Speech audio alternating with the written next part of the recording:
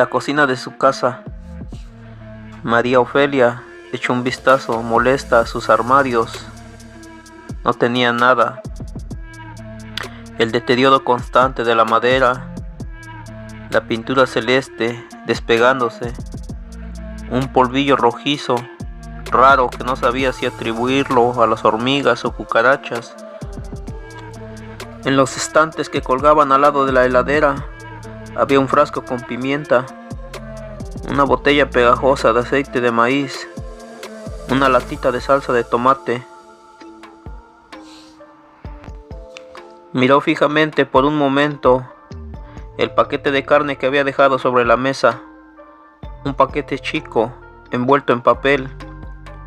Lo había comprado al volver del hospital, cuando fue a recoger a su esposo. No estaba acostumbrada a los hospitales, tampoco estaba acostumbrada a la enfermedad. Se sentó a la mesa y se puso a jugar con una cucharita de plata que había heredado de su madre, y pensó en sí misma, en que ya había cumplido 74 años. Cada vez que recordaba su edad sonreía y le venía el mismo pensamiento: tengo 14 años más que mi marido, qué cosa increíble. En ese momento le escuchó toser en el dormitorio. María Lombardo nació en Lomas del Mirador, en el salón de una escuela primaria donde su padre era director y su madre maestra. Una partera enflaquecida ayudó a su madre, que no tenía ni la más mínima noción de las técnicas del parto, pero sí sabía cómo quería criar a su hija, dentro de las más estrictas normas de la obediencia y la religión. Ofelia, sin embargo, jamás creyó en esas historias, y en su adolescencia las calificaría de supersticiones. Mientras tanto, fue recibiendo una educación más esmerada que la del resto de los chicos de su época. Le compraban disfraces nuevos en cada carnaval, le preparaban postres los viernes y sábados, le enseñaban canto y francés, pero ella sabía que su madre no la quería, ni la había querido nunca. La falta de afecto era recíproca. Ofelia no sentía el mismo cariño por esa mujer severa que se dedicaba a sus hermanos, pero no a ella. Y su padre, que parecía preferirla por sobre todas las cosas, había adquirido la manía de pegarle. Entre los 8 y los 11 años ya recibía una paliza todos los días, sin excepción. Ofelia terminó la secundaria con un promedio destacado y decidió que iría a la universidad. A los 24 años se recibió de abogada. No era una chica atractiva, pero el ambiente de la facultad le había provisto de uno que otro candidato más o menos potable. Al final se decidió por un hombre lleno de conflictos, que a la hora de la boda se fue a vivir a otro país. Ofelia les aseguró a sus amigas y familiares que él le había mandado un pasaje para que se encontraran allá, pero nadie dio mucho crédito a esa versión.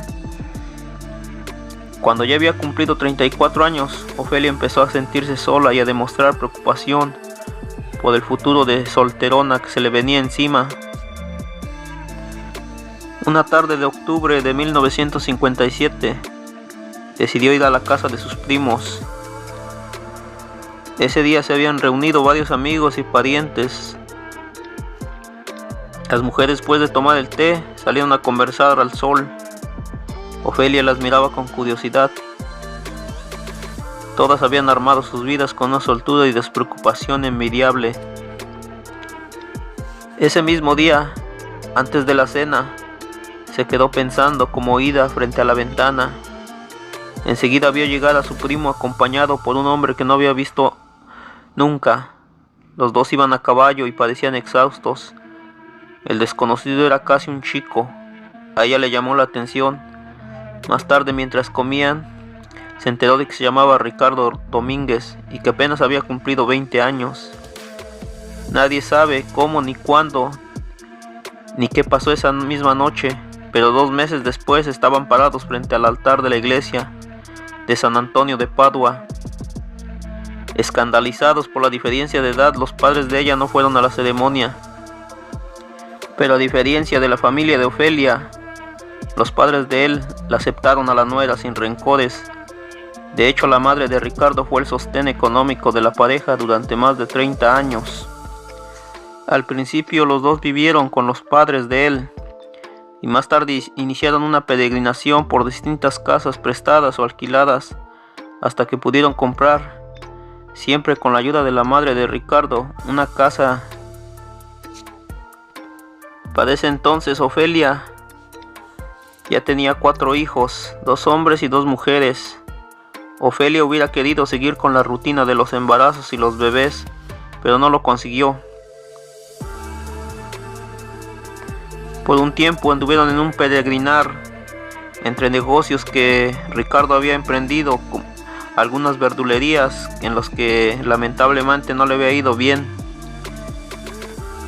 Para 1997, Ricardo empezó a sentirse débil, le dolía el cuerpo y tenía violentos accesos de tos, pero seguía atendiendo la verdulería y ayudando a su mujer en la limpieza de la casa.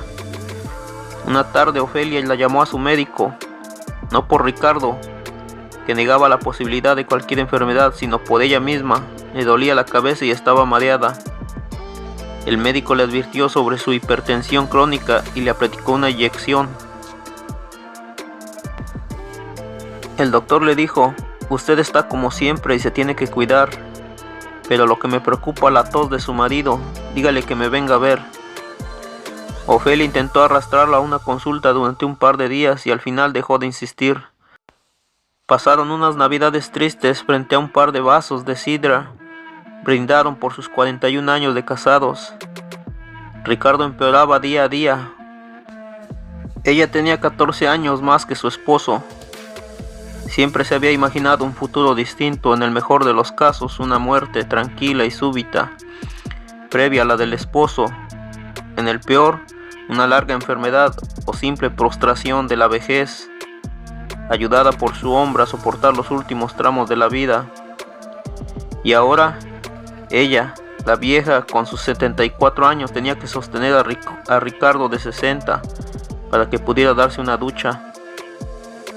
Ese mismo día, el día en que él no pudo mantenerse parado sin ayuda, aceptó que su mujer lo llevara al hospital. Lo dejaron internado para hacerle una serie de estudios que empezaron con unas radiografías nefastas. Los médicos vieron en el acto que el hombre tenía un tumor en el pulmón derecho. Se lo dijeron a la mujer ese mismo día. No tenían más detalles, necesitaban de otros estudios para determinar la gravedad del cuadro. El médico le dijo a Ofelia que era mejor hablar con su marido. Fueron juntos al cuarto que él compartía con otro paciente. El médico, con cierta incomodidad, le dijo que tenía cáncer, pero que nada estaba decidido. Había tratamientos, existía la posibilidad de una operación, había miles de casos como ese que tenían un final feliz. Ricardo tomó la noticia casi con indiferencia. En el fondo estaba avergonzado de su enfermedad, su debilidad, de fallarle a su mujer, quien le había prometido cuidarla hasta el final. Los estudios siguieron, pero el problema era el dinero. Ofelia fue y le dijo a Ricardo: vendemos la camioneta y listo. Pero Ricardo, a pesar de todo, conservaba su optimismo. Le decía a Ofelia que no, que la camioneta era indispensable para ir a buscar la verdura y mantener provisto el negocio. 3 días después, en una tarde caliente de febrero, uno de los médicos la llamó para darle el diagnóstico. Le dijo que el tumor del pulmón tenía metástasis en el hígado. Las esperanzas eran pocas, pero todavía faltaban otros nuevos estudios. El médico se ofreció para hablar otra vez con el paciente, pero Ofelia fue terminante. Nadie hablaría con él. Él no tenía por qué enterarse de nada.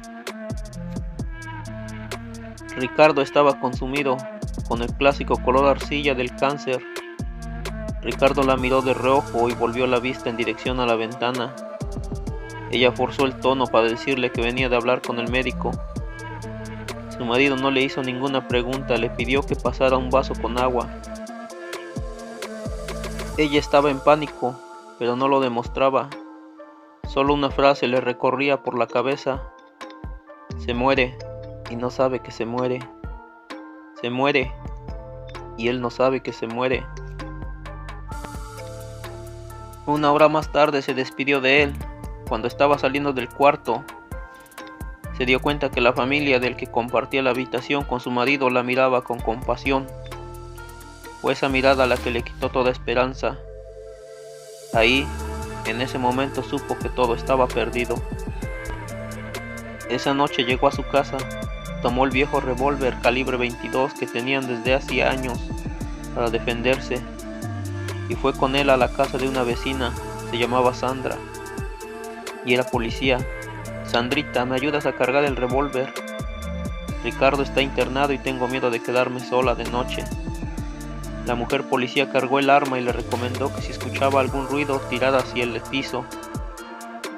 Ofelia envolvió el revólver cargado en un pañuelito a cuadros de su marido y fue a la casa de sus otros vecinos, un matrimonio al que veía con cierta frecuencia. Tenía una buena relación con la mujer, basada en un tema que les interesaba a las dos, el análisis de la Biblia. Entró a la casa, les contó la situación y se fue. El 14 de febrero, Ofelia y sus vecinos fueron a buscar a Ricardo al hospital. Lo llevaban de regreso a su casa. Él estaba convencido de que lo llevarían a hacerle más estudios o lo iban a llevar a hacer un tratamiento de quimioterapia.